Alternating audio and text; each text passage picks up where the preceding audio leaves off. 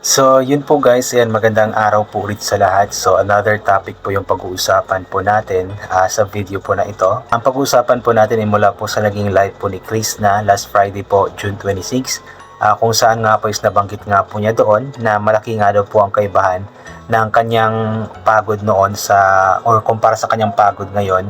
Kasi alam naman po natin na before pa man po siya naging isang vlogger, ay namamasukan nga po siya sa kung anong mga trabaho nga po, and I believe ang last naging trabaho po niya is yung tagakabit po ng tempered glass, nagbebenta ng mga accessories sa cellphone. At sa mga regular na trabaho na katulad po ng ganoon, mostly yung sinasahod po noon is more or less 500 pesos po, depende po sa amo ganoon. So pagod na pagod syempre kasi more than 8 hours po yung trabaho madalas kapag ganoon, tapos madalas nakatayo pa, di ba, especially kapag sa mall naka-assign. So yung pagod niya doon noon is parang hindi nga po worth it yung sinasahod po niya kasi napakaliit lamang, tapos nakakapagod po yung ginagawa po niya. At sabi nga po niya na noon nga po is hindi nga daw po siya halos makabili ng bigas or ng isang sakong bigas. Pero ngayon nga po, napaka worth it nga daw po ng pagod na kanyang dinadanas, kasi alam naman po natin na medyo maganda rin po talaga ang kitaan sa vlogging po niya ngayon. So kahit na sobrang pagod po niya, umakyat sa bundok, alis dito, alis doon, may mga ginagawa, pero napaka worth it nga po ng kinikita or sinasahod nga po niya. And also, yung mga hindi po niya nabibili noon, like yung isang sakong bigas, is nabibili na nga po niya ngayon, at iba pa pong mga needs ng kanyang pamilya is talaga na ibibigay po niya. At the same time is nakakapagpaabot rin po siya ng tulong sa ibang mga tao, like yung mga relatives po niya. Nung nakaraan, di ba, yung tita po niya is binilhan po niya ng mga groceries, then nakakatulong na rin po siya sa ibang mga tao. So talagang ibang-iba po yung kumbaga buhay ni Chris na noon, yung pagod sa trabaho niya noon kumpara sa pagod ng trabaho po niya ngayon. Kasi talagang worth it po yung pagod po niya ngayon. At dahil nga po sa sipag po ni Chris na sa pag-vlog, ay kumbaga yung mga pangarap po niya is unti-unti nga pong natupad. Yung pagbawi nga po ng lupa nila na ibenta is nabawi nga po niya. Nakakapag-alaga nga po siya ng mga hayop po ngayon, kumbaga investment po sa paghihirap po niya sa pag-vlog. Tapos may mga plano pa siya na magpatayo ng farmhouse, ng bahay para sa kanyang mga magulang.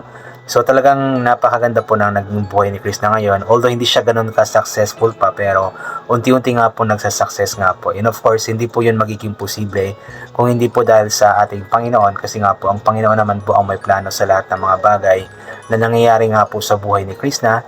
At sabi nga po ni Chris na hindi po talaga siya magsasawang magpasalamat po sa Panginoon. Pangalawa kay Sir Paul na siya pong ginamit ng Panginoon para maging maayos nga po ang buhay ni Chris na medyo umangat-angat nga po siya dahil nga po doon. And of course sa mga supporters po, sa mga viewers, kasi hindi magiging successful ang isang vlogger kung wala pong mga viewers, walang mga supporters. Higit sa lahat yung hindi nag-skip ng ads, kasi doon po kumikita ang isang vlogger, ang isang YouTuber, sa hindi pag-skip nga po ng ads. At uwaliin din po natin na mag-comment ng magaganda, i-share ang mga videos po niya nang sa ganun is mas marami pa pong makapanood po ng mga videos po niya. Kaya i-congratulate po natin si Chris na, kasi nga po napakalaki ng pagbabago po ng buhay po niya ngayon. And alam ko na mas magiging successful pa ito si Chris na basta magtuloy-tuloy lamang po siya sa kanyang ginagawa. Magtuloy-tuloy lamang po siya sa pagod na kanyang ginagawa ngayon. So imagine guys, diba, dati kakabit ng tempered glass, nagbebenta ng mga cellphone accessories. Ngayon nga po is unti-unti na nga pong nakikilala sa social media dahil nga po sa kanyang pag-vlog. Kaya i-congratulate po natin always si Chris na, ipag-pray po natin always ang kaligtasan po niya. And hoping na sana tuluyan na po siyang gumaling, yung hindi na po babalik pa po yung sakit po niya, or mawala na po sana yung sakit po niya, especially yung ulcer po niya.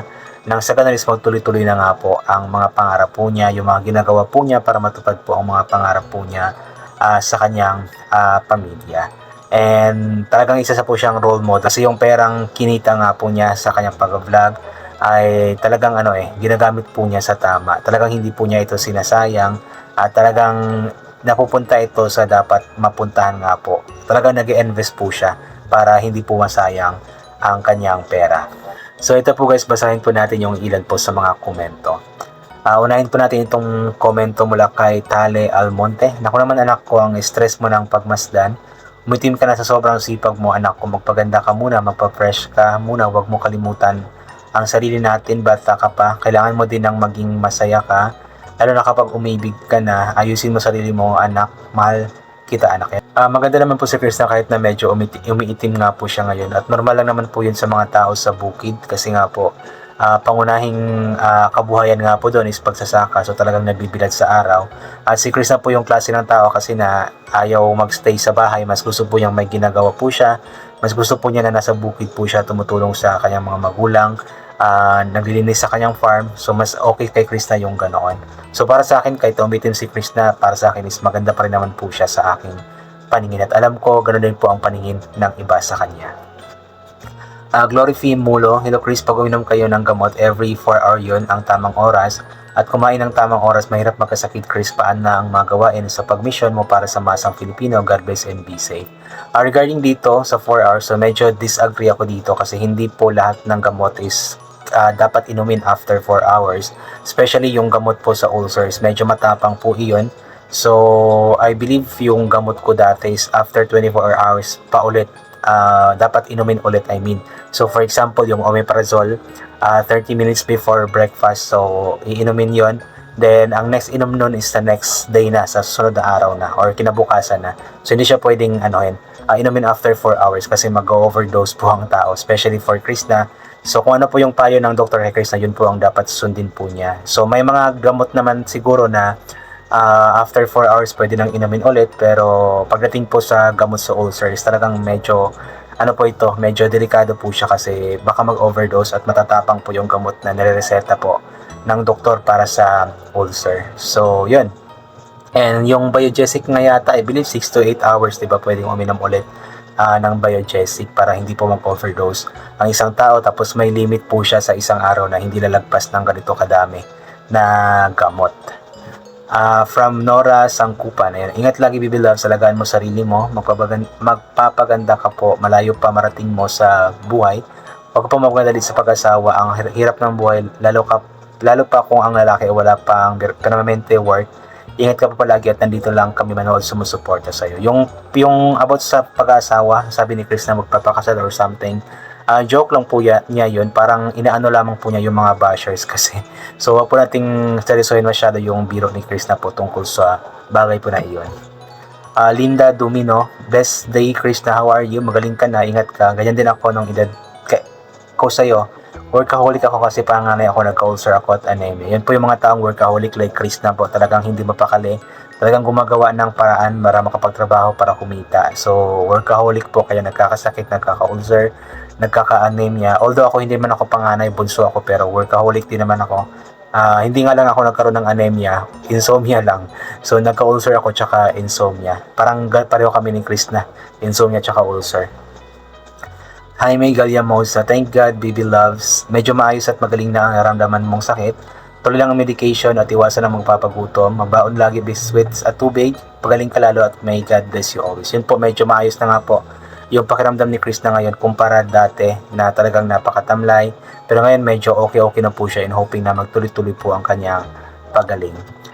Ruth Turirit, hello Chrissy baby loves, kumusta ka na? Ingat lang palagi, health is wealth, huwag mong palipas ng gutom, yan number 1 sa ninang ulcer.